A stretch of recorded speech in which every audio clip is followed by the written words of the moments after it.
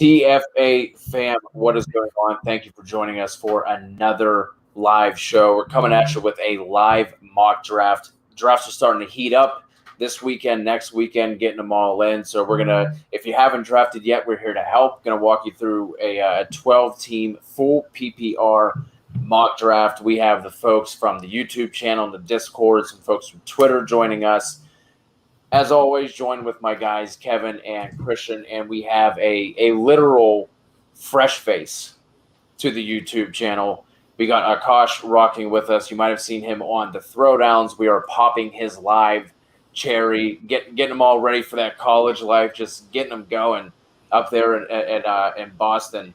I would do unthinkable, unimaginable things to be able to go back to the college life for like a month. Like I would, unforgivable things I would do to go back to the college life. Akash, how you doing, man? What's going on? I'm doing all right, man. I've been settling well, not a lot of free time right now because everything's starting up, but I made time for this because it's so important, Absolutely, man. Priorities. You'll have enough time for classes and everything else and studying. It's everything is started right now. It's just other things I gotta worry about. Christian, what's up, man? Man, I'm fired up. I can taste it. College football's on TV on Saturday. We are right here knocking on the door to the start of the NFL season. It really is one of the best times of year. I mean, you were trying to get us hyped for Nebraska, Illinois. I don't know about that, but I am excited for the actual start. UConn, Fresno football. State. Does that get you going a little bit more? No. I'd rather watch the Hall of Fame game. All right, man. Let's get this going. I know we have the chat and sleeper is popping off. So if you hear just an unending source of vibrations during the channel, we apologize. But the chat is popping off. I don't know what the hell Kev's doing. I really don't. But the quiet and the serenity is very nice. I'm liking this calmness. I feel ready to start this off. Shout out Walito at talking about the nice, empty, beautiful seat coming through with that $10 super chat, always supporting us. There he is. There he is. Right. We're gonna have to get this started before Kev has a 10-minute introduction here. So Walito is officially on the clock. Like I said, I better pull this up. Nothing fancy here. Excuse me. There we go. Nothing fancy here. Just a standard 12-team draft. Going to go 1 quarterback, 2 running backs, 3 wide receivers, a tight end, 2 flex, just to make it a little more interesting. And then no kickers, no defense. So nothing surprising here to kick it off. Akash, was there anybody else that you were thinking about at the 3 spot, or is Kamara pretty locked in for you if it goes CMC and Cook, the first 2 picks? Yeah, he was pretty locked in. I'm not considering Henry there. So that was pretty easy. Henry doesn't offer as much in PPR, better in reality. Terps. With a bold one. With a little wrench in here to begin with. I like it. I don't hate it. Yeah. How early would you guys be looking to take? I guess basically a non-running back at the beginning of drafts, whether it's Adams, Tyreek, whoever, wide receiver 1, or Kelsey coming in at 1-5 there for Girardi, another new face to the TFA channel, just dropped his Deontay Johnson profile. But non-running backs, when is the earliest you guys are looking to take anyone that's not running back in the first round? I'd take Kelsey at 4. I think he gives you just such an advantage over everybody you're going to end up playing that year. And after those top 3 running backs, I feel better about the advantage I get with him than anybody else I'm going to take there. Yeah. Similar answer for a different reason. I'm taking Adams or Kelsey, whoever you like. I could take him at 4. I can make a case for Saquon at 4, but with running backs, you have a position with a lot higher injury rates. So if you want to get a safe pick, don't draft a running back who you think is going to see the volume and will be a safe pick because they're not safe. They get hurt a lot more. Just draft a wide receiver tight end. Last year, Adams and Kelsey gave you similar production. And they also give you advantage. And especially in this league, you start 3 wide receivers, you bump the wide receivers up just this much more in the draft. Look at Kev here, just trying to work the 3 screens at one time. Looks like he has no clue what he's doing. He's quiet. He's focused. He's got a pick coming up in 2 spots. He's in the zone, looking at his draft board. So as we get a couple more picks in here, I went Eckler for the brand. The other pick I would have been going there is Aaron Jones, but full PPR, give me Eckler. All in on him this year. If you're familiar to the channel, I don't really need to go into any more detail. That is a very on-brand pick. We got Kev on the clock now. And so we have a question from the Chosen Rose. He's picking at the turn here where Evil Empire FF is. Said he's thinking Eckler Gibson or Gibson Najee, and then also wants to know if Jonathan Taylor is a risky pick. And it looks like Christian took one of those guys. He's taking Gibson. We'll see who he's about to take here. He gets Tyreek Hill. What are your guys' thoughts on either, if you're going to go with one of these pairs, would you rather have Eckler Gibson or Gibson Najee at the turn there? Eckler Gibson. Yeah, Eckler Gibson for me. I have Eckler quite a bit ahead of Najee. I'm comfortable taking Eckler close to that first half of the first round, a lot like you are, Cody. For me, I had the opportunity to take Najee there at the turn and passed on him for Gibson. So for me, there's about a half a round difference between those 2 guys. Would you consider Jonathan Taylor a risky pick? I'm assuming he's talking about at that 1-2 turn. Is that someone who you'd be looking at there? I don't necessarily think he's risky. Ceiling might not be as high as we want it to be with Nyheim Hines. Apparently Marlon Mack looks okay coming back from that Achilles. I don't expect Mack to factor in too much. I'm more worried about Nyheim Hines just from the PPR standpoint. But what are your guys' thoughts on JT there? Definitely agree. So, with JT, saw around 40 targets last year, 15 games. Hines, I think you can make an argument that Hines is a top 7, top 6 receiving RB. Yes, they're receiving RB in the league. So I don't think that JT is going to see a ton of receiving work, especially with Rivers gone, but definitely a great rusher behind a great O-line now.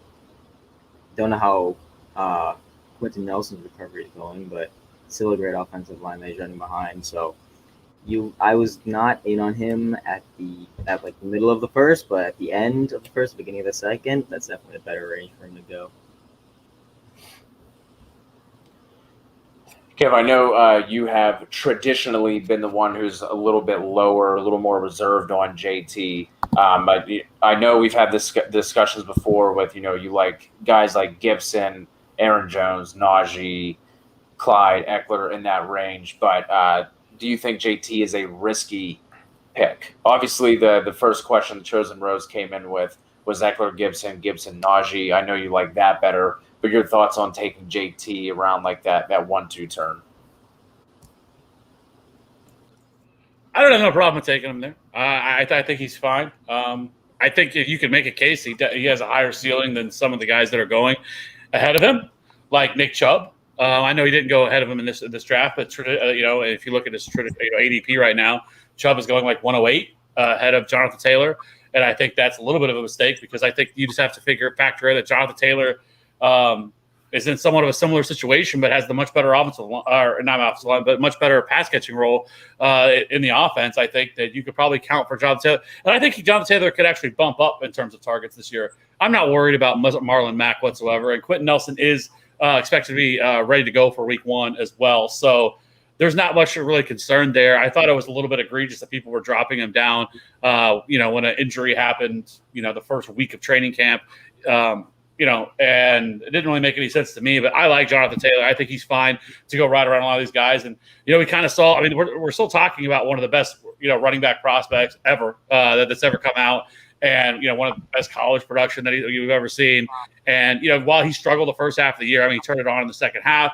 Sure, there's some consideration there or thought of, well, that was also against a really bad schedule. But I think this offense in general is going to be I think it's going to be better than what it was last year with Phillip Rivers, with Carson Wentz under center. And so with that offensive line, all things considered, I think you can make a case for Jonathan Taylor over some of these guys that are going ahead of him. Christian, I do want to ask you, you have been Mr. Robust running back, and this I just now realized that you took Hill at 2 instead of doubling up on running back there. 1, why do you lie to the people at TFA? And 2, what made you go Tyreek instead of a running back there? How do you know I'm not going anchor RB, Cody, which I also support, so you don't know what's going on just yet. But I thought Hill was too much of a value. Yeah, absolutely. I thought Hill was too much of a value there. I mean, look at Adams going 4 overall. To me, there's not really a difference between Adams and Hill, and I'm getting Hill at the top of the second round there. To me, that's just too much of a value to pass up on. So I just took who I feel like is going to score more points than the running backs I would have taken there. Yeah, I don't hate it. It's a good pick. Akash, you go Waller at the end of the second there, and then come back around with Keenan Allen. Swift would make it back to me. What'd you say? Hoping Swift would make it back to me. Yeah, that's why I went Waller there. But unfortunately, that didn't work out. So we'll see what happens next. I mean, I don't know why you thought that whenever you have Walito in this mock. I'm surprised he didn't take Swift first overall. To be honest with you, I am surprised that he didn't go first. But knowing that Swift is knowing that Walito was picking ahead of you, that was going to happen. You should have known that was never going to happen. You're right. Akash, are you typically going early tight end in your drafts, or is that just a place where Waller fell and you thought that was too good to pass up? Yeah, I thought it was too good to pass up. I was looking at Hopkins there, and then once he went, I was debating between DK and Waller, and so I just went for the positional advantage there. So, I don't hate the pick. I've really grown on early tight ends over the last offseason, just because of the advantage you can get. And Waller was really great tight end. People love Travis Kelsey at the 5th overall pick, but last year Waller had son of a bitch. That's who I was like, one more pick. Let's see if he gets to me. Let him fall. You got bailed out by that, to be honest. Ooh. Ooh. Akash, you're going to have to – I do have 2 questions here. I'm going to throw it to Akash first, but we keep getting a question from the Tomb King from AC. Something he's been wanting to know is, what do you do whenever you get sniped? Obviously, Kev just got sniped, but I need to hear, Akash, why is Kev being bailed out by Lamb going right before him? I don't know. I don't like Lamb at the end of the 3rd.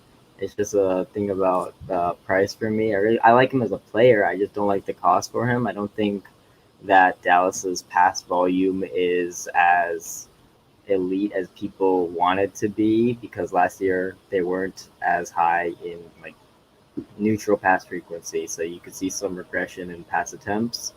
And while Lamb's rookie season was a solid rookie season, he was around wide receiver 30 points per game. He saw 17% target share. You're going to need to see a crazy sophomore jump for him to jump into top 10 wide receiver conversation. It's possible. It's just a really risky pick.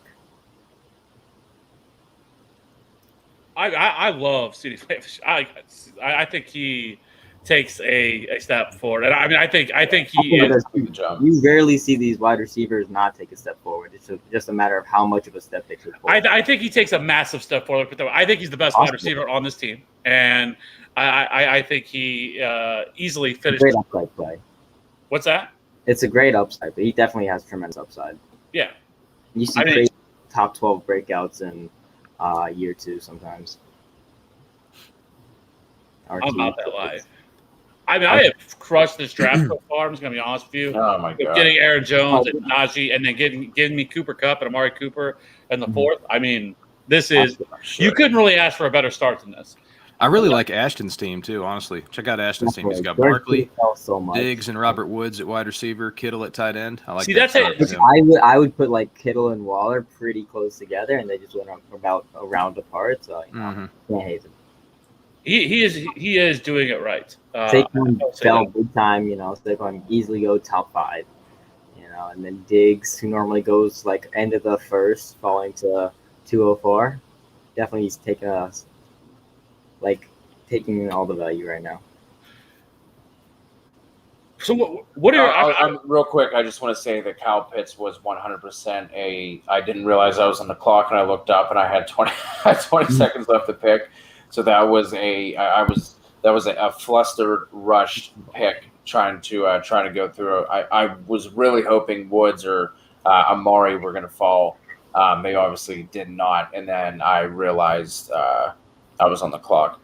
But RT asked this question a while ago, Kev. So I just want to get to this before you get to your point. Do we like McLaurin or Jefferson?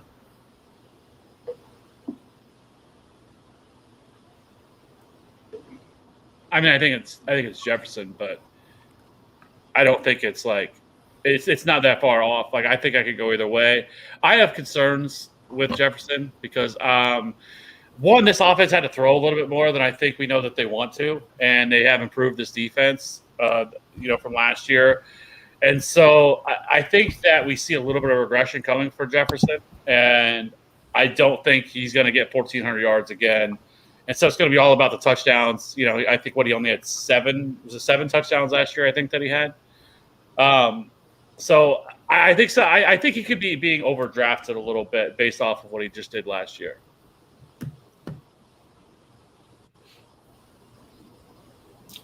Anyone else have different thoughts on McLaurin versus Jefferson? I've got them both as wide receiver 1, so I've got Jefferson at 7, McLaurin at 12. So I mean, I've got them really close. I agree with Kev. I mean, I think that you're going to see Jefferson regress just a little bit, but I think there's still enough there for him to finish as a wide receiver 1, just because there was so much there last year. But I've got them really close with each other. And Chosen Rose has another question with who's a good tight end to pick after Kelsey and Waller. Obviously, Kittle up there, Hawkinson, Pitts. Where I guess the question here is, after those first 2 go off, are you taking Kittle in the 3rd? Because you're probably going to have to take him there if you want to go early tight end, if Kittle is your next guy up. Or are you kind of just waiting, getting somebody more in the middle rounds, letting someone fall? I guess if you don't get one of those top 2, what are you doing at the tight end position? Could easily wait like a long time for it. I'm not looking to take – it depends on where they're if they fall a bit, but I'm not looking to take Kyle Pitts, TJ Hawkinson, or Mark Andrews in the 5th, just because I think I can get better wide receivers there.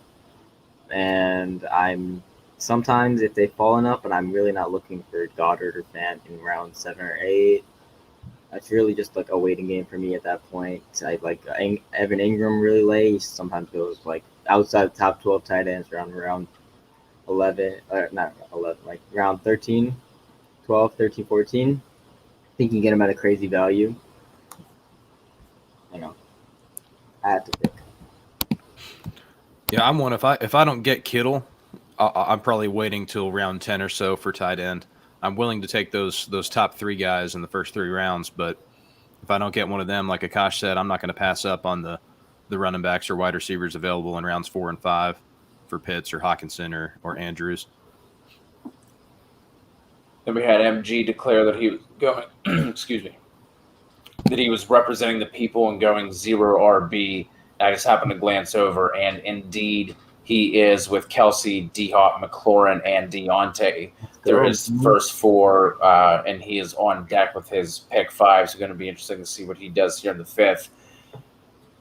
Do you guys like the zero RB approach? I mean, I think we've talked a bunch about, anchor RB kind of being our preferred method unless someone falls. Like Mixon fell to me. I just couldn't pass him up there in the middle of the second. Also pretty on brand for myself. But zero RB, do you like it this year? Do you not?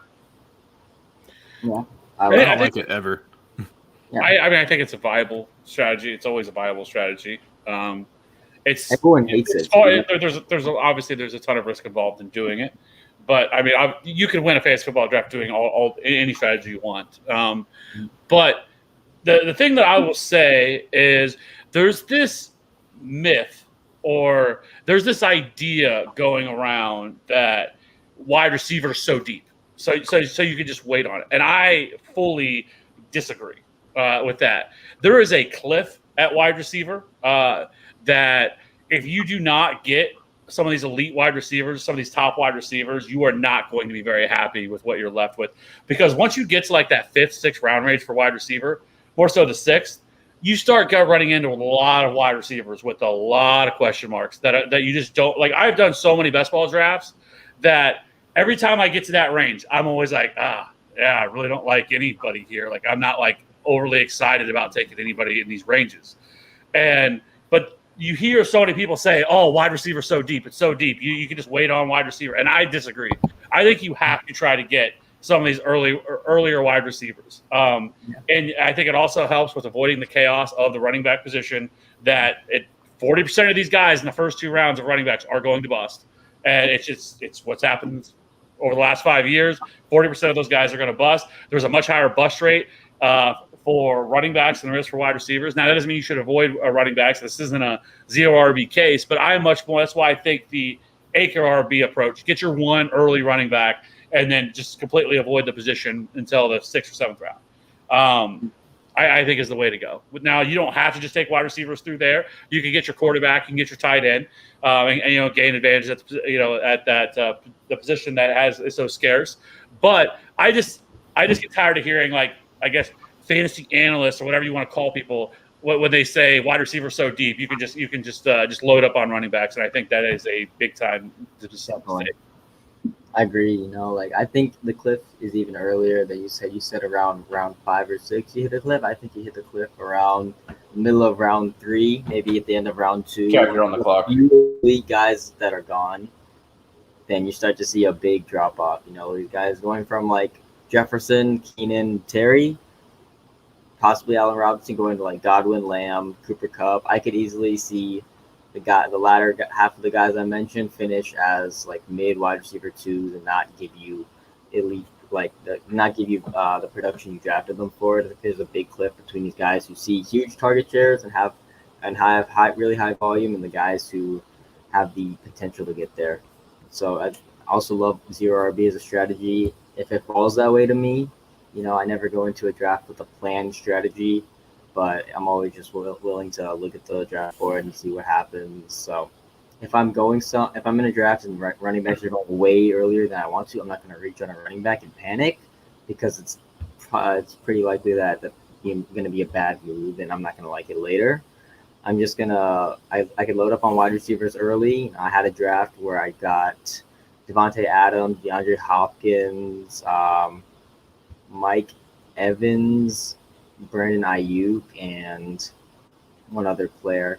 Might have been McLaurin, or no, it was Allen Robinson. So I got 5 wide receivers, so I really like. And I waited on running back till round 8, and I got Ronald Jones, James Conner, took some late shots on guys like Gainwell, Lindsey. So I'm liking the squad because once I got 2 running backs in the mid rounds that I like, who I think provide solid production. And it's really easy to find RB2 production off waivers. You just pick up some guys who are backups. Once the starter gets hurt, you can easily find replaceable production. So I definitely think zero RB can work. It can be a viable strategy. It can be a viable strategy because everyone hates it. So if everyone hates it and you zig while they zag, you can have the opportunity to completely dominate your league if you make some right moves. Yeah. I think the reason why people are saying wide receivers deep, because if you do rankings and you're going through, like, you'll get to 40, 45 deep where you're like, oh man, I really like a lot of these guys. But the issue is, because of how early and how thirsty everybody is for running backs, everyone just runs through the running backs, and then the wide receivers just get all gobbled up. And so whenever you have runs like that, then you get to the 4th, 5th, 6th round, you're just like, you're kind of sitting there like, I don't really feel like compelled that I have to draft any of these guys. So I think that's where that false narrative is coming from. And I completely agree. Like, the panic pick was part, when I took Pitts in the 4th, it was part, well, one, it was not wanting to get Josh Allen on auto draft. And then 2, I was like trying to like hurry up and scroll through. There were no names that were popping out to me. So I just took Pitts because, like I said, the wide receiver really isn't as deep once you actually hit the draft as it actually seems. Definitely. Like, I can make arguments for some of these guys, but in reality, I would not feel very comfortable drafting a guy like, say, I really like T. Higgins as a wide receiver 2. I really like to hammer some wide receiver 2s in rounds 4 to 6. But, if I left the draft with T. Higgins as my wide receiver 1, I would feel pretty iffy about it, Like, I wouldn't slam RBs with my first 4 picks, for example. I don't think I could. Whereas wide receiver, I'd be fine doing that just because of the value that falls to you. You'll never see a bunch of running backs fall and wide receivers push them down, but you can often see a bunch of running backs go and pushing wide receivers down.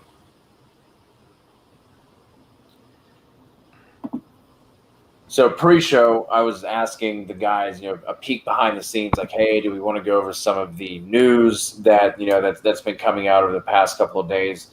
Like, the one that really blew me away was Urban Meyer announcing that Trevor Lawrence was going to be the starter. That one was like, holy shit, guys! Like, I can't believe Gardner Minshew didn't actually beat him out. That was the one that really caught me off guard. But obviously, we had the trade for the Rams trading for Sony, and we have Mini Sports 31 here asking Henderson or Sony for RB1 for the Rams.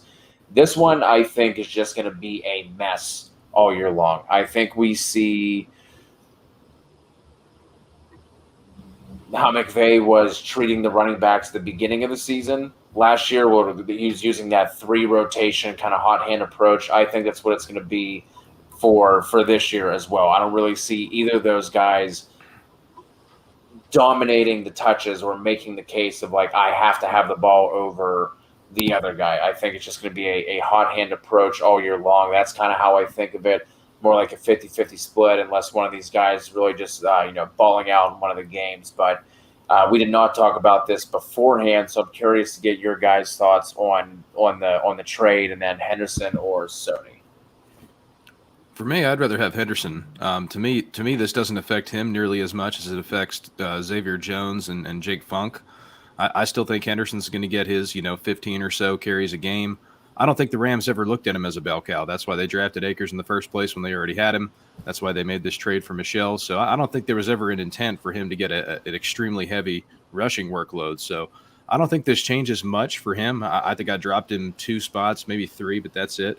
I really think this just means the end of the Jake Funk, Xavier Jones hype. So not too much of a change on Henderson for me, but I'd take him as the lead guy over Michel.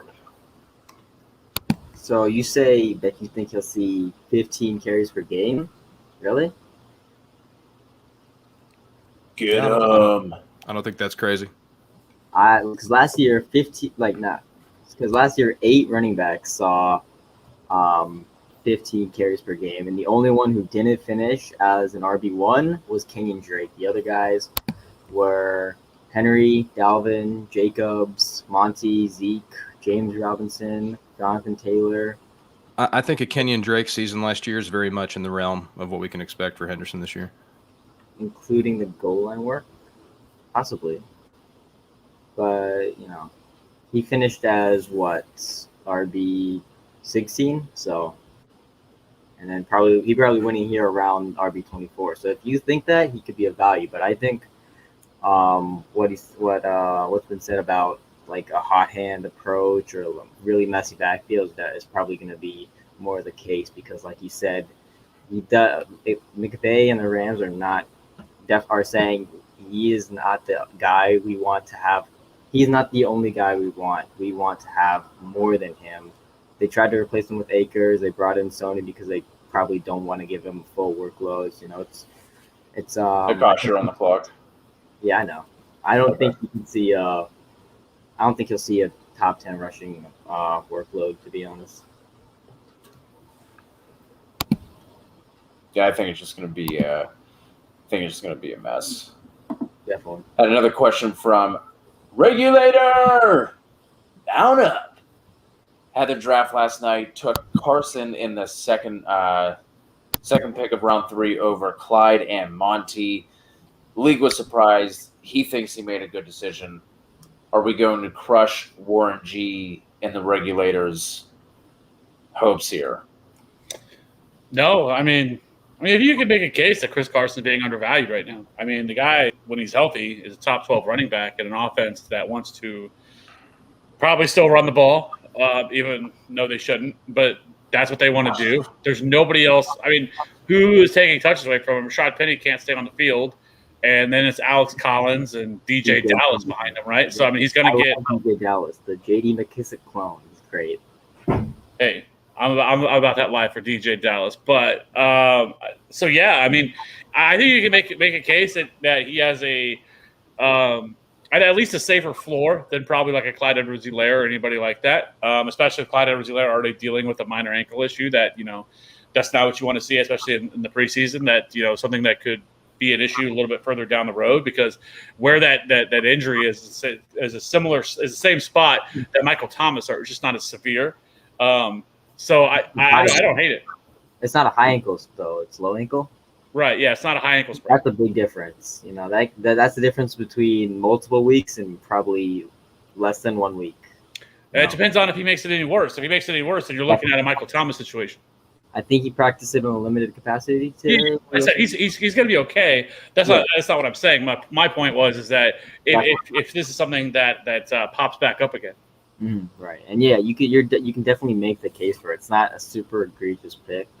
I probably take Edwards-Helaire and Monty over Carson, but he's probably right after Carson's probably right after them in my RB rankings there. So if you're looking for a running back at the beginning of the third, you got a elite wide receiver or you got an elite tight end at the end of the second, that's not a bad option. You could probably be okay.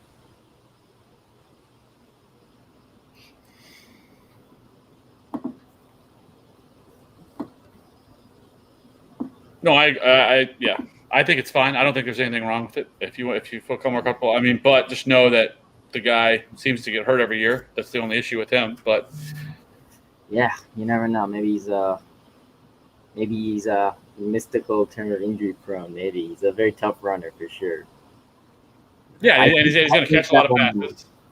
I think the Seahawks are definitely going to be passing more, which is great for Carson because targets are worth so much more for running backs and carries. Like one target is equal to 2.75 carries, and so Seahawks last year were we're fifth in neutral pass frequency, and so I definitely think that you see passing go up this year.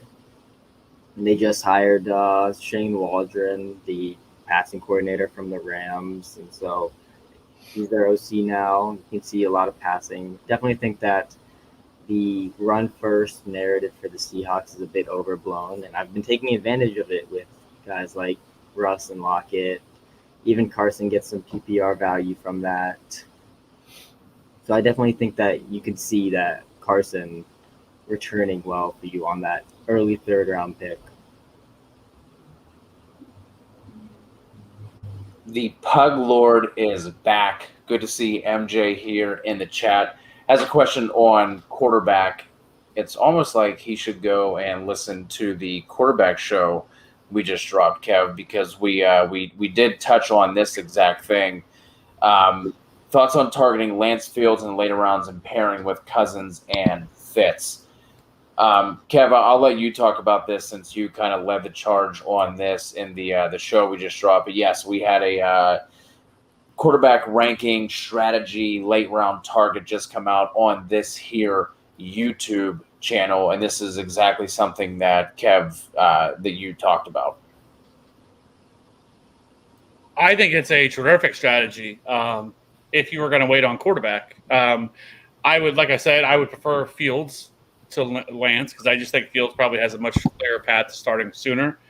But Kyle Shanahan has opened that door a little, that Pandora's box a little bit with his recent comments saying that he is not going to name a starter yet, which was surprising, I think, for some people because I don't think anybody thought that. A couple weeks ago, it was there is no battle here, there is no conversation to be had, and so for me, I think if you're going to wait on quarterback, I'm not messing with the guys that are going, in that 12, 13, 14 range. I will just take Fields or Lance, and then I'll wait till the very end of the draft, and I will take another quarterback like a Jameis or Carson Wentz or whomever the quarterback late that you like to whatever, and then ride those guys out until Lance or Fields takes over. Now, I would not do this if you have a very short bench, though. If you're in a league where maybe you only have 4 or 5 bench spots, I probably would maybe not look to do that. Because I also think the people that do draft Lance or Fields, if they do not start as early as we think that they might, then I think that there's a chance that they're probably going to end up getting dropped. People are going to drop them. You can pick them up later.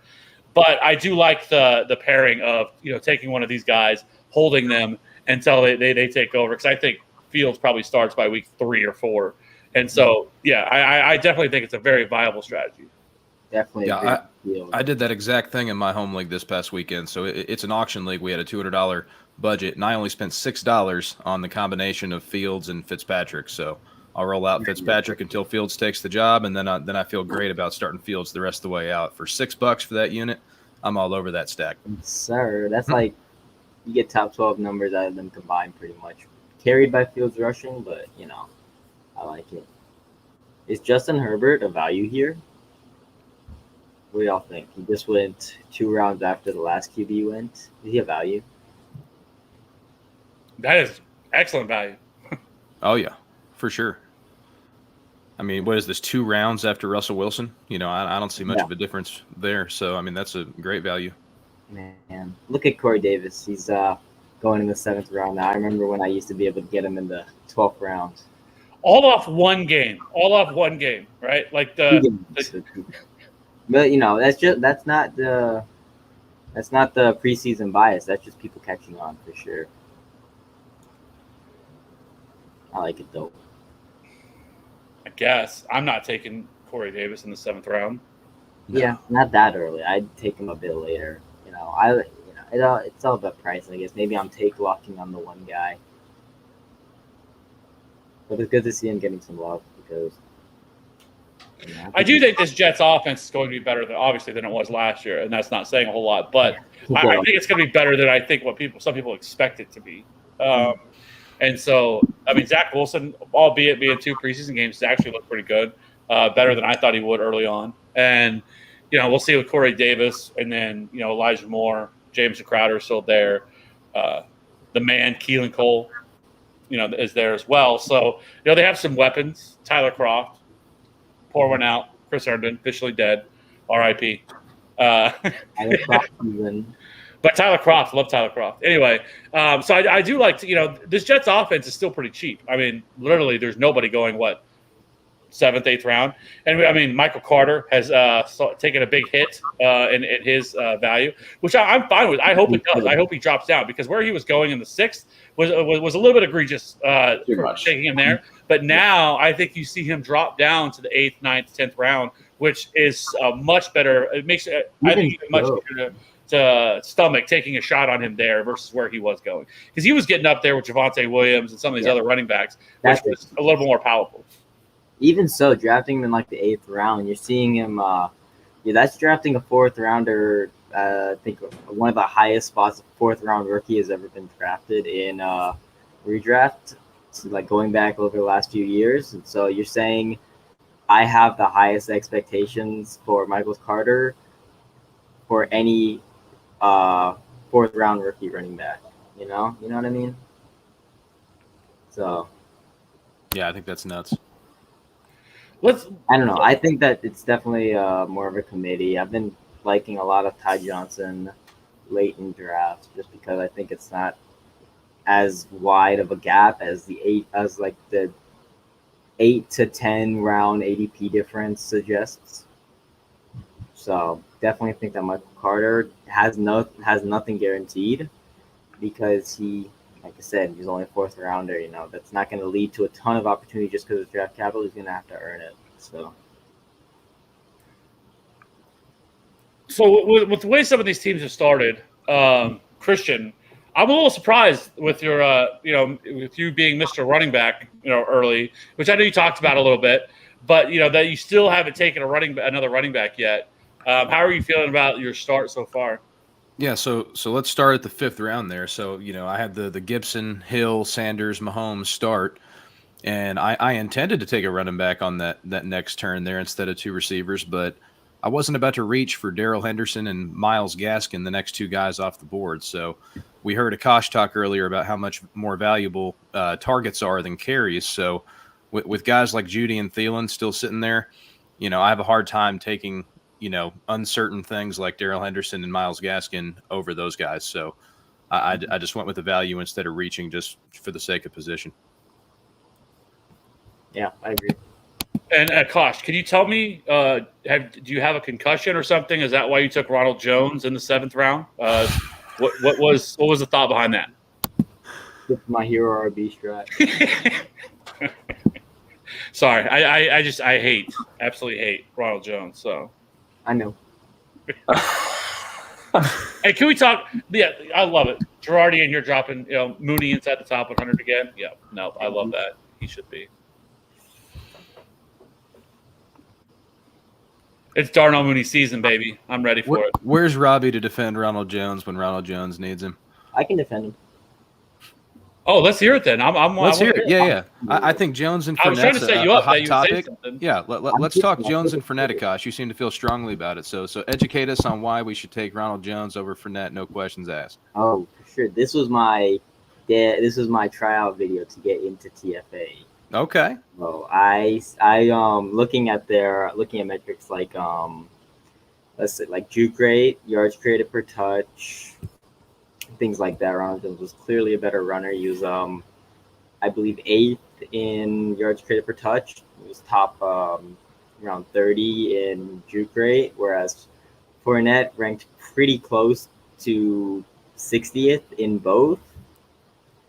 He also, I don't put much stock into playoff performances. It's how you avoid drafting players like Sony Michel and Damian Williams in high rounds after their big playoff games. So from there, you're looking at Ronald Jones, a guy who beat out Leonard Fournette in the regular season and saw a good workload and almost had 1,000 yards, finished as I believe RB20. He's not a great pass catching guy, but I really believe that that's the only thing that Leonard Fournette is even close to being better at than Ronald Jones. And even then, you have Gio Bernard there, brought him to take away some passing downs. So I think keep going. So I think Ronald Jones is he's a great runner in a great offense, which will lead to he's not going to get a lot of receiving work, which is why his ADP isn't higher. If he was seeing more receiving work, it would definitely be higher. But he's a great runner and a great offense, should lead to some solid RB2 production, which is why I like him so much for hero RB, because the idea is I'm getting an elite RB in Kamara who will give me basically unreplaceable production, and then I'm getting Ronald Jones later than guys like Darrell Henderson, Myles Gaskin, Chase Edmonds, who will probably all give you RB2 production at best. So that's why I picked Ronald Jones there, and that's why I like Ronald Jones. Now, Fournette's still on the board here. and we're like, what, 2.5 rounds after you took Ronald Jones? Do you think there should be nearly a 3-round gap between the two?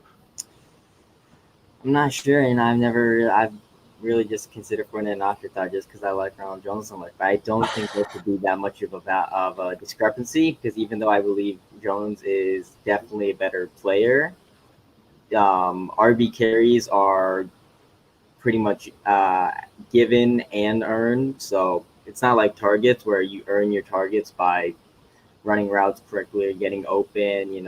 Coaches, based on what they want to do, will give a running back carries. They could lose carries based if they're not doing well, which Fournette definitely could. But if Arians really, really wanted to give Fournette 200 carries, he could. I knew that was going to happen. So me and Kev here at the turn. Whoa. In coming up on the 10th round, I knew this was going to be a battle at the turn to bring home our king, Terrace Marshall. And I think Kev knew that as well because he took him with the first pick before I had the opportunity to. So good job, Kev, What do you think about for securing the bag there. So Terrace Marshall fans, what do you think about Robbie Anderson? I'm happy that he got paid, but Terrace Marshall's the most talented wide receiver on that roster. Oh, that's just how it is. Okay. All right. Last year, Robbie saw a higher target share than DJ Moore. Do you think we see that again, or no? No. I think that I have DJ Moore finishing the highest of the three of them, but I think Marshall severely eats into what Anderson's going to get. I'm not one that bought into at any point last year that Anderson's a better football player than DJ Moore. I agree with that. It's just they're similar though. I think DJ Moore takes a step back in his production, and they kind of share the pie a little bit more. With McCaffrey coming back, I mean, that's another 50, 60 targets going to the running back position. Moore was only like wide receiver, 20, 23 last year. So you think he takes a step back from that into like high wide receiver? No, I'm talking like for me, it's a whole different. I'm not talking just where they finished because like McCaffrey's back in the puzzle this year, so it's a completely different pie they're splitting. So for me, you're going to have so many more targets allocated to the running back position than last year, which means a smaller pie for the wide receivers. We know DJ Moore does not score touchdowns. I believe 4 is his career high in touchdowns. Terrace Marshall scores touchdowns at like the highest rate we've seen a receiver coming out of college in a long, long time. So this is a team as well that has kind of a mixed bag at tight end. There's not a red zone presence on this team outside of McCaffrey doing his work. So I expect Terrace Marshall to be a serious red zone presence and outscore Robbie Anderson because of that.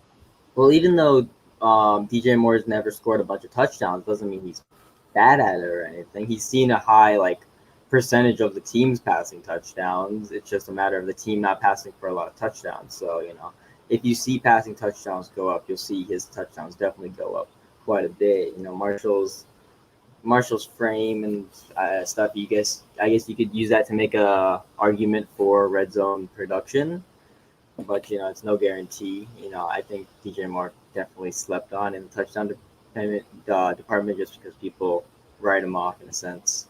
I'm not saying the touchdowns just because of his frame, though. I mean, look at his college production. 23 touchdowns in 19 games in the SEC. I mean, the guy is an absolute machine in the red zone. Yeah, partly because of the offense that he was in 2019. If you have an offense score a lot of touchdowns, you'll probably get a lot of touchdowns, but I get it. Well, I mean, the LSU in 2020 was fucking awful. Yeah. And then he 10 in 7 games. After 7 games. Yeah, 10 and 7 games with the rotating door at quarterback at that, far from Joe Burrow. I mean, it wasn't even a consistent mediocre quarterback. It was an absolute disaster. So whether it was him as the third receiver where he was a role player and, you could say he wasn't seeing the best coverage and all that, as the alpha last year, he still put up over a touchdown per game. So until I see somebody keep this guy out of the end zone, I'm just going to assume that he's going to keep getting in there. And so you think he is there any upside as the third option on a Darnold-led team? If he scores 10 touchdowns, absolutely. I mean, he could finish as a wide receiver 3 if he scores 10 touchdowns, and I think he has that kind of ceiling. I'm not projecting that, but I won't be surprised if Terrace Marshall scores 10 touchdowns. And if he does, he's going to finish as a wide receiver 3. Yeah, he can have a very Chase Claypool-ish season this year. Possibly. You can see it.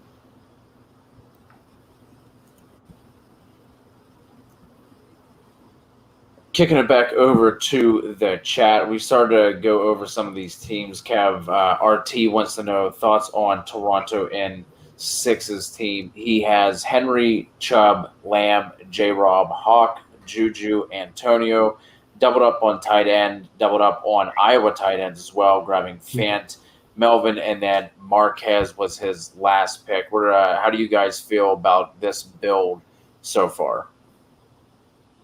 A very interesting build. I'm not sure. I think the Antonio Brown pick was a bit high. You agree with that? And then getting Fant and Hawkinson, the reason that you like Fant is because you like his early career production. You like his elite athleticism. He just got a bit of a QB upgrade going from the uncertainty to the more accurate Teddy Bridgewater. But from there, you'll say he has top 5 upside, right? But then you already drafted a top 5 tight end, so that build doesn't make a ton of sense to me.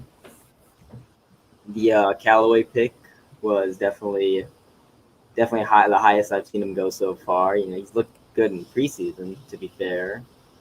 But, and definitely think that his early rounds pick of Henry was a terrific value. Even if you don't like Henry in PPR, you can't hate him at 110. I don't mind them taking him there at 110. It's not. I don't think it's egregious at that spot. I definitely wouldn't have taken the 2 tight ends. I think if you want to pass on Hawkinson and grab one of the wide receivers that went after him, I think that would have been okay, or a different position there. If you get like Claypool or Thielen or something. Yeah, because taking 2 tight ends that early in the top 8 is just, especially in. I suppose since there's 2 flexes, I guess you could start both of them if you wanted to. But possibly, it's definitely in premium though. You could expect if you don't think you can get 11 points per game out of your flex, then maybe you make an argument for Fant in your flex. But then you're just asking for a headache every Sunday morning with Fant versus Hawk. Yeah, and so. This seems tough because I see the running backs and I say, okay, there's not a lot of pass catching upside here with this group with Henry and Chubb. So there's a lot of ways this could go wrong. I do like CeeDee Lamb, like I talked about, he took him. That's who I was hoping to get. But so I do like that pick. James Robinson, I'm fine with going with him in the 4th. I think that's perfectly fine taking him there. And then I'm not. Even if you wanted to go Hawkinson, I just wouldn't have went Fant in the 8th. Or either way you want to look at it. Juju in the 6th is okay, I guess, with around the guys he's going. Because there is a possibility that the Steelers offense. I think a lot of people are down on the Steelers offense as a whole, and I think there's a chance this offense could be better than definitely way better than what we saw in the second half of last year, and maybe be more on par with the offense that we saw earlier in the year. And then past that, Antonio Brown in the 7th, I think is an interesting pick because he did flash that he still has something in the tank, and he's my biggest problem with people taking Chris Godwin where they're taking him, because I think that he cannibalizes some of the opportunity for Chris Godwin, and I think they're going to be fighting for targets. I think above them both, Yeah, and so I don't hate going in there in the 7th round, but and then past that, Melvin Gordon in the 9th is whatever. I mean, if you want to take a shot there, maybe he gets 50 opportunities, 9th round, whatever. Callaway in the 10th. You probably took him a little too high. You probably didn't have to go that high with him. But I will say this: once you get to this part of the draft, take the guys that you want, because some of these guys have such a low hit rate as it is. Take the guys that you want. Feel good about the guys you're taking, and don't just take players because that's where they're on the board or that's where their ADP's at this point. I think this is where you can start really taking dart throws. I mean, me taking Terrace Marshall, why I took a 1. I knew the guy drafting ahead of me behind me what was going to take him, and so I love Terrace Marshall, so I'm going to take a shot on him at 9-11. I don't care. At that point, I feel great about my starters. He's not going to be a starter for me, and so I have some of these other guys, or if I want to start him, I can. But I think once you start to get in this part of the draft, you're on the clock. Yeah, I know, and start throwing out some of these thoughts of I can't take this guy so far ahead of ADP because that's a reach. Who cares at this point? because the hit rates are all so low on these guys. Definitely. You got like 12 seconds, Kev. Ashton Springer says, "Do you like my team so far?" Ashton also wants to know about his team. Barkley, Diggs, Kittle, Woods, Lamar, Henderson, Chark, Samuel, Marquise, Jamal, and then Devontae Parker. I really like this team. Yeah, me too. Especially through the first. The first 5 rounds are great, Yeah. I'm not a big Hendy or Chark fan, or Marquise Brown to be fair, but you got your elite guys at pretty great value for all 5 of them. Yeah. So Yeah, crush the first 5 for sure. I was in love with the beginning of his draft. They're all players who will score some points, so probably like an 8 out of 10, 9 out of 10.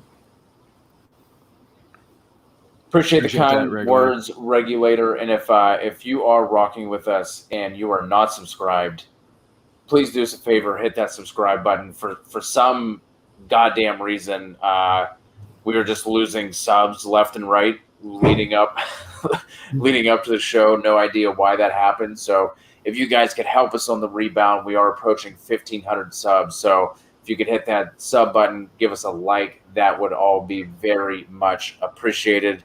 Akash, you got a fan in here, the FFN, rocking with us as well. Akash, what is the podcast, little plug here, the podcast that you're going to be co-hosting? Yeah, I'm going to be co-hosting Hooked on Fantasy with Luke Sawhook. You might know him from Twitter. He's pretty big over there. And we're going to be dropping episodes every Tuesday and Thursday covering various topics. Cody, you just timed out. See, look at that. I'm trying to fucking help you out. I get it, man. Tom Brady. Check us out. Hooked on. I'm still continuing my plug while he's. That's a great value on Tom Brady right there, Cody. You should feel all right about that. It could have been worse, definitely. But find us Hooked on Fantasy on anywhere you find podcasts, Spotify, Apple Music, everything. Son of a bitch. Good stuff, Akash. I mean, it definitely could have been worse, but. Sony Michelle. Good pick. Yeah. We've seen worse values. And then Roberto wants to know trash or pass on 24K. So we got JT, Ridley, Godwin, who we were just talking about, DJ Moore, who's also been mentioned, Kareem Hunt, Myles Gaskin, Corey Davis, Herbert at 8.5, Logan Thomas, Jacoby Myers, Amon-Ra, and then Gesicki, doubling up on the tight ends as we have seen happen a couple of times here. What do we think about Mr. 24K God? I think I'm on the clock. I think I love the start with Taylor, Ridley. You can do whatever you want with. There's no way I would have taken Chris Godwin over CeeDee Lamb, but it is what it is. But DJ Moore, I don't mind that. If going with there, but Kareem Hunt, I just there's no way in hell I'd feel comfortable having Kareem Hunt as my RB2. And so, but the argument is what running backs were on the board at that time. Because at that point you had Henderson and Gaskin, who we took, the next round, or Edmonds or Most or whatever from there. So I don't love Kareem Hunt. I probably would have taken a shot on Darrell Henderson over Kareem Hunt. Because Kareem Hunt wasn't even great last year whenever he got the full workload. Whenever Nick Chubb was out, he was okay, he was fine, and he's going to have weeks where he's usable, definitely. But I think it's going to be a little bit hit and miss, and so I don't love having Kareem Hunt as as my RB2. But I think the rest of the draft, getting Justin Herbert where you got him, Logan Thomas, I think at 9.8 was great. The problem is so with this team a little bit, because it was just kind of a hero RB type build as we were going through this, And then we sort of, you go Hunt and Gaskin, fine. But then after that, we've kind of abandoned the running back position entirely from there. And I would have taken 2 tight ends again. We've talked about that. I know Logan Thomas, but I mean, Logan Thomas could go either way because Logan Thomas would anybody be shocked if Logan Thomas finishes the top 3 or 4 tight end this year? Because I mean, I wouldn't with the production that he had last year. Possible. And so I just don't think you needed to take another tight end there. I'm happy with Logan Thomas. It's a 1 tight end league, and then I probably would have tried to, find some other running backs. Because if I'm going to basically punt my first running back or take my running back and then punt that position until later, I'm going to just swing for the fences on every running back that I take. And I don't think Gaskin or Hunt to some extreme has a whole lot of it. Yeah, I agree. It's a solid start, but then it feels like you reach on a few guys just to complete the build, and then the Gesicki pick is a bit iffy. I really like Myers as a player, but then it gets to a point where his price creeps up just a bit much for me because he's not perfect. Even though I really like him, he's one of my highest owned players in every format, redraft, dynasty, everything. Even though I really like him, you could get to a point where you take him over guys like, I don't know, Rondale, who's slated to see who's probably slated to be the wide receiver 2 in a pretty pass-heavy Arizona offense with designing him touches. He has some good upside. Bateman's hurt, but I like him as a player, so maybe if it wasn't hurt. And then after that, wide receiver drive quickly, so, But it's like what Kev said earlier, you could have hammered the running backs more in this range because you see some pretty decent, handcuffs going off in this area or scat backs who could see some RB2 value, if you take a guy like Edwards, Hines, Lindsey, these guys could all end up giving you decent production. You have to him as your RB4. Now, someone I just took James White with my last pick. The report came out, I guess it's not even really a report, but a beat writer, I think it was Tom Curran, one of the lead beat writers for the Patriots, said that he thinks that Mac Jones is going to beat out Cam Newton and be the starter week 1. It could be crazy, but I can see it. Possible.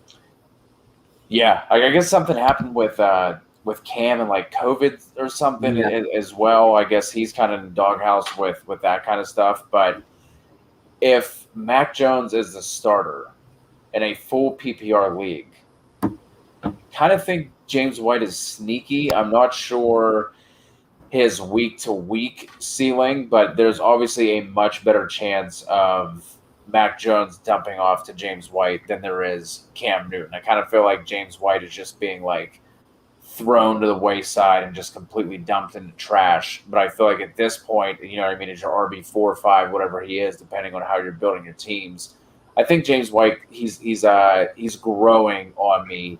Especially if you're able to get him this late. Totally agree. People are, like you said, disregarding James White. I like his value if Max started. Because when Cam started, he wasn't that viable, even though he still saw a 18% target share, which was 3rd amongst running backs, and he had the 3rd highest receiving PFF grade. So he's definitely not washed by any sense of the word. You're getting the crazy value. You can still be a great receiver.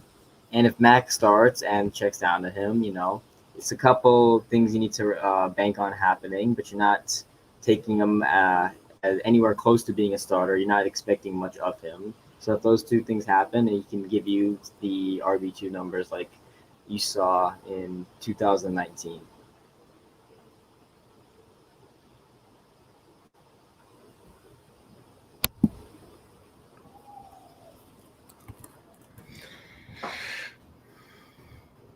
You picking, Cody?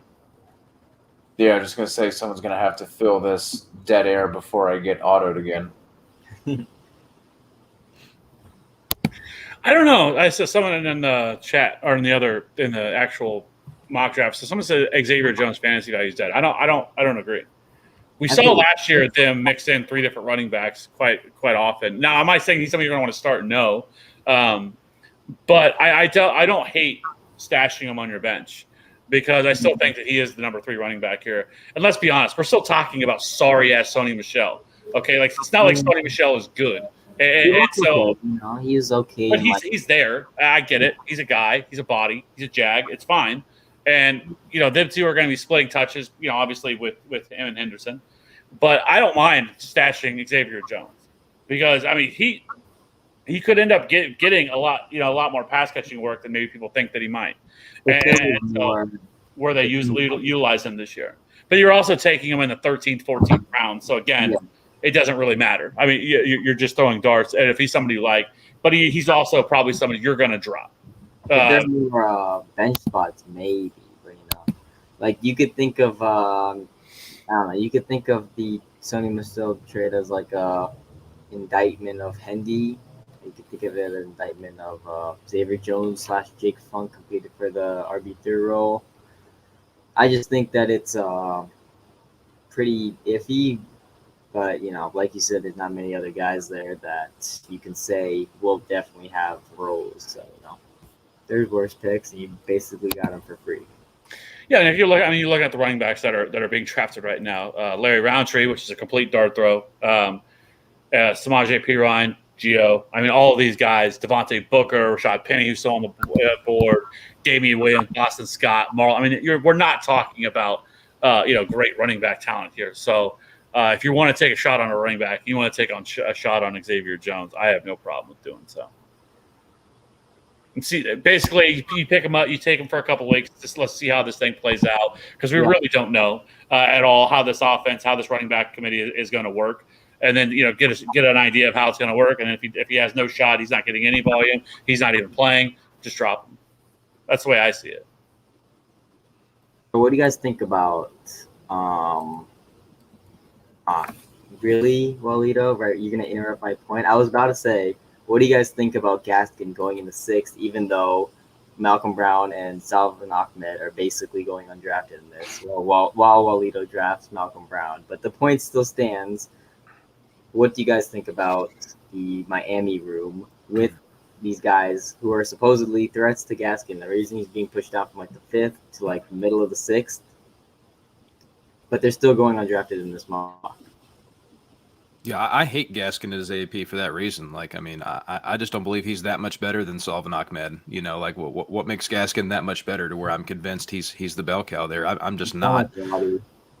Yeah, so I know you mentioned Brown there. I actually have Salvin Ahmed as the next player in my queue, and I don't think he's going to get past Robbie. He's probably not going to get past the rest of the crowd now that you mentioned him. But I like Ahmed. He's like I said, he's the guy I have my eye on here. I think he has a good a chance as anybody to lead that Miami backfield. Yeah, it's possible. There you go. He just went. It's like I said earlier with the Rojo and Lenny. And do you see it like a huge talent disparity? Could you say that Salvin Ahmed is like way better than Miles Gaskin, or no?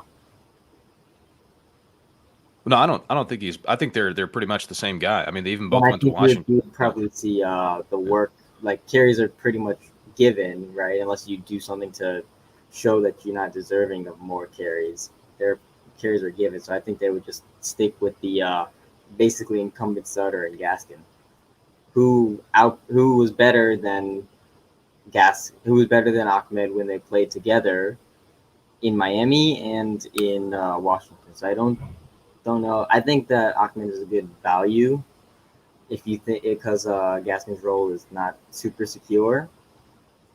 But I don't know. I don't think that they're similar outlooks. Well, no, I'm not saying Ahmed is similar to Gaskin. What their ADP is, like 10 plus rounds apart. At that value, Ahmed has a chance to be close to what people are projecting Gaskin to be. And you're not even paying for him, period. He's going undrafted most of the time. So, why not pick up a guy like that has a guy ahead of him that You know, even though he may have a little bit of a better resume than Ahmed, I mean, he by no means has a resume to where you're afraid doesn't have a chance to be unseated. Is Ahmed as good of a receiver? Because I think Gaskins is pretty underrated receiver. No, I don't think he is. I mean, I think Gaskin's a better player than Ahmed all around. Like you said, he was better in college too. But Ahmed has shown well enough in the NFL, I believe, to you know at least outplay Brown to be the bona fide 2 there, and then he gives himself a shot. Brown is the definition of a jag, for sure. You know, Ahmed might just be 2-game flash in the pan last season, or he could carve out a decent role for himself in Miami as the second guy until they replace both of them next year, maybe. Who knows?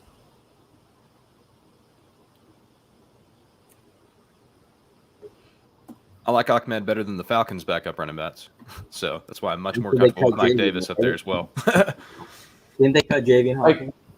Yeah. I can't remember where it was. I can't remember if it was a YouTube comment or Twitter or TikTok or something, but I was making a case for liking Mike Davis for what he is, right? And someone was like, "Oh, what about Javian Hawkins? What about him?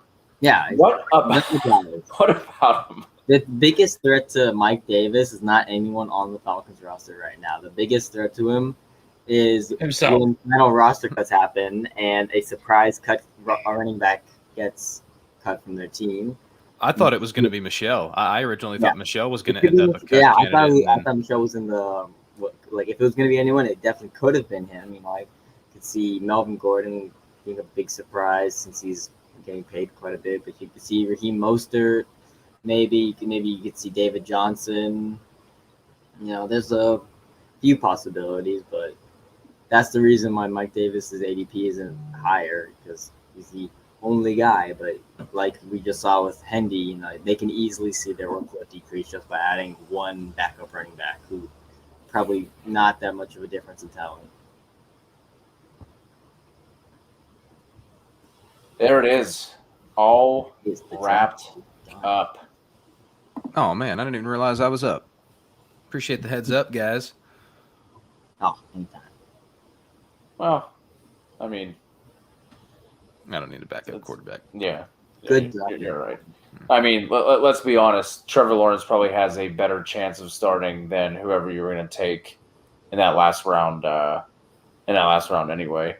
Rockout has a question here for us. Let's hit on this one. Thoughts on 14-team leagues? Yeah, they're playing any size league you want. You know, you got to prioritize. You got to change your draft strategy a bit more. But you can that 14-team leagues are definitely valid. Yeah, I enjoy the 14-team. I feel like most people feel it's a little bit more challenging if they've never played in a 14-team. It'll catch you off guard how much of a difference it makes in those early rounds with just the 2 extra teams in there. So I'd recommend it if you've never tried one. It just makes it a little bit more challenging, in my opinion, because your strategy has to be a little more tight than it is with 12. Is there anything in general that you guys are switching up with 14-team leagues? Like, are you more willing to, quote unquote, reach on early round like QB, tight end? Or are you more likely to let those guys slide? Is like anything in general? Like if you're going into a 14-team league, like what kind of thoughts are running through your head?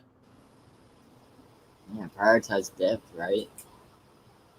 You know, it's big in that kind of league. You know, you don't have to focus on positional advantage as much, just because there's less teams that have that positional advantage. Like if you're in a 12-team league, then 25% of teams have a top 3 tight end, but you decrease to just over 20% in a 14-team league. So you don't have to worry as much about positional advantage, but that probably doesn't impact your draft strategy a whole lot. It's just something to consider, pick to pick.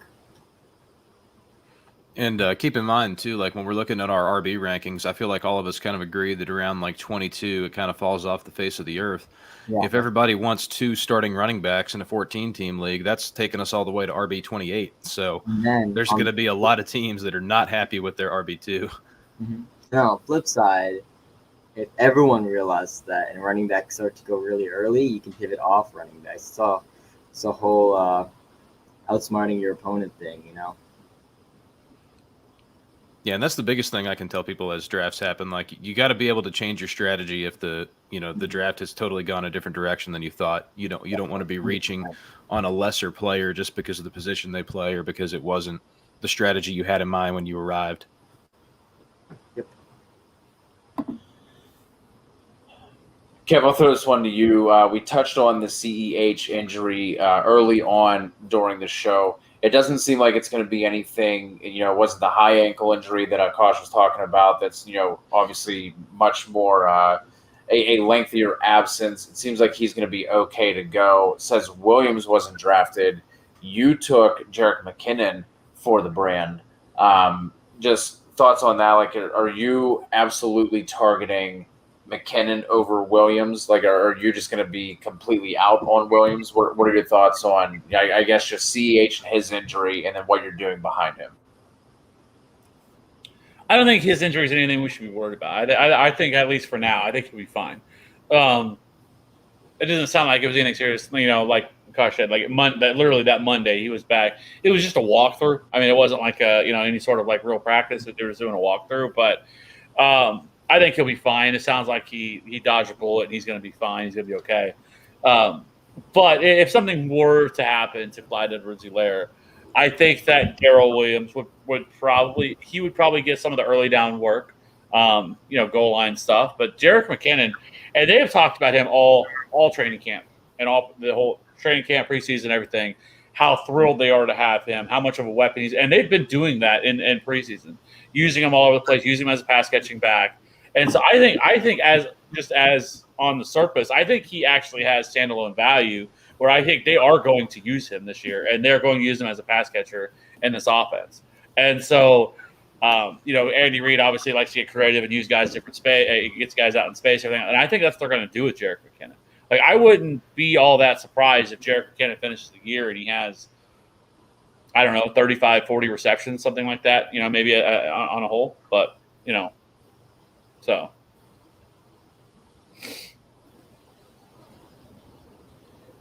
Believe me, Girardi, there's no hype talk. It's a one man band hype machine. It's just coming from me.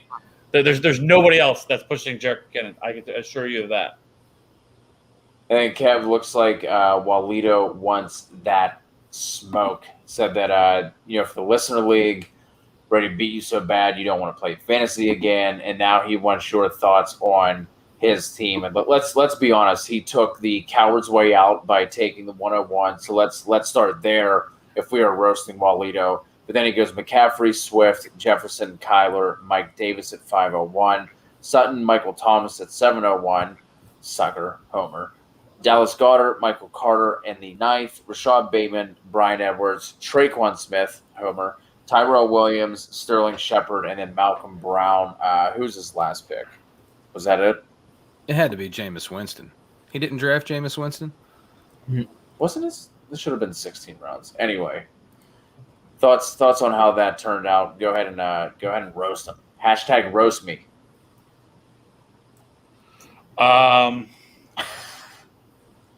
It is something.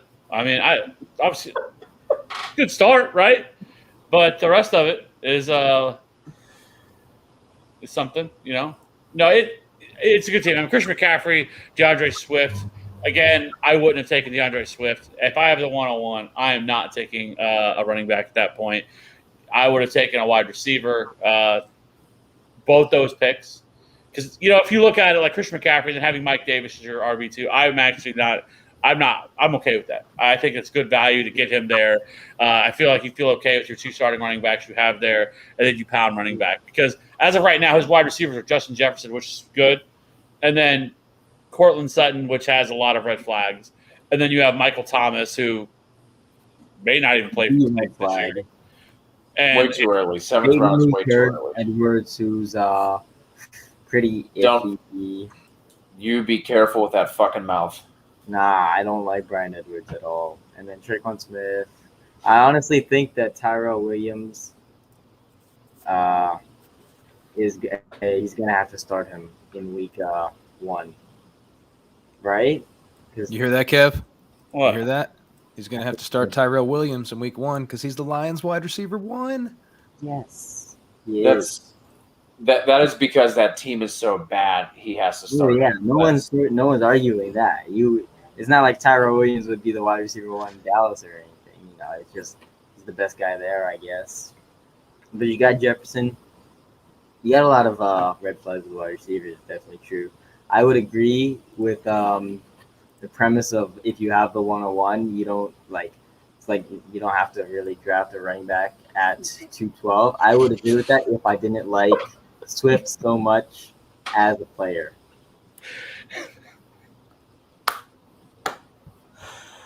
There it is. That is staying up the rest. Bravo, Kev. Great job. Where did that go? Jay Thon, would you rather have Saquon Adams or Saquon JT? I want Saquon and Adams. Same. Give me Adams. That's a crazy step, by the way. How do you? I'll take Saquon and JT. I mean, that's too tempting of a robust RB start for me there to not take Saquon and JT. I don't know. I would go Saquon. I know, Akash. I know. I would go Saquon and Adams. J-Rob. Kev, I know that you are probably the high man here on J-Rob. How high are you willing to take him in let's base it off a 12-team league? Where would you start thinking about taking him if you were doing this draft just from any spot? I think mid-third round. I think you could mid-third round on. I think you start to look to take him. Yeah. I think it's perfectly fine to take him there. I mean, we're talking about his only backup running back is fucking Carlos Hyde, right? And I know we're going to talk about Urban Meyer and is he a donkey, and I think he might be a donkey, and all that stuff. But regardless of that, it's hard to deny what James Robinson did last year. I mean, he had a pretty elite season for any running back, and to do it, in his first year on how bad that fucking offense was. Now, yes, opportunity sometimes trumps, anything else in fantasy football, but he has it there. And now the biggest concern for him this year was that Travis Etienne was going to steal his pass catching work. And now you don't have that concern anymore. Obviously with him gone, because Carlos Hyde's not a pass catcher. The only thing that you could say is maybe how do they use now a guy like Laviska Shenault? Do they put him in that type of role that they were kind of envisioning a little bit for Etienne that maybe limits his ceiling as a pass catcher?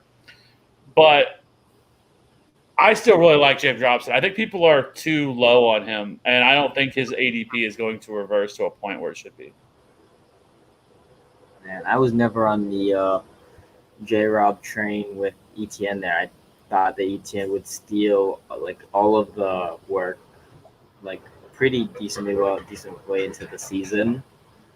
And but now with Etienne gone, I would agree with J-Rob in the mid-third because opportunity is king. Carlos Hyde is an okay backup. I mean, he was fine in Seattle last year. He had a 1,000-yard season the year before in Houston. He's bounced around a few teams, showing how much of an okay backup he is.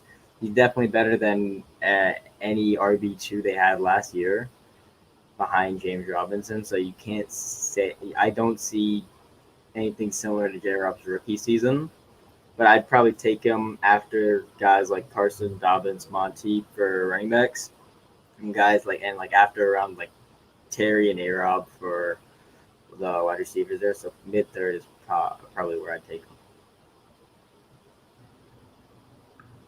All right, that is going to wrap it up. We appreciate all of you guys joining us, everyone who joined in the mock draft with us. Much appreciated. Always better to do this instead of having the robots doing it for us. Akash, appreciate you jumping on into your first live for TFA.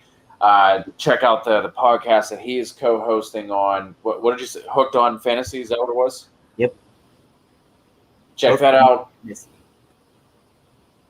Christian always doing the Devy stuff that is going to continue through this season as well. Kevin and I are going to be holding down. Kevin and I are going to be holding it down on the redraft side as that starts to pick up. So make sure if you're watching and you're not subscribed, just push Walito out of here. We don't need his subscription anyway. So just hit us with that sub. bring us back on board here, even us back out. We appreciate all you guys. Head to Twitter, TikTok, Instagram. You can find us across all of those platforms. And until the next time, we'll talk to all of you guys soon.